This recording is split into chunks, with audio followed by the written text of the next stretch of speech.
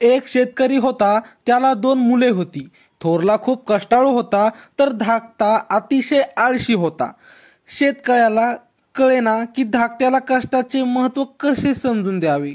एक दिवस शेतकरी तीर्थयात्रेला निघाला. जाताना त्याने दोघांना वडिलांकीचा सल्ला दिला. त्याने सांगितले की रोज सावलीतून शेतात जा आणि सावलीतून घरी जा. धाकट्याला काही कळेना. मग त्याने शब्दशः अर्थ काढून शेतापर्यंत मंडप तयार केला आणि मग तो आरामात हवं तेव्हा शेतात जाऊ लागला. थोरला हुशार होता. त्याला वडिलांनी दिलेल्या सल्ल्याचा अर्थ कळाला. तो रोज सूर्योदयापूर्वी शेतात जाऊ लागला आणि सूर्यास्तानंतर घरी येऊ लागला. त्यामुळे त्याचे शेतातील काम भरपूर होऊ लागले आणि उत्पन्नही वाढले. वडील परत आल्यावर दोघांनी आपण काय केले ते सांगितले. तेव्हा वडिलांनी थोरल्याला शाबासकी दिली आणि धाकट्याला सांगितले की कष्टाला पर्याय नाही.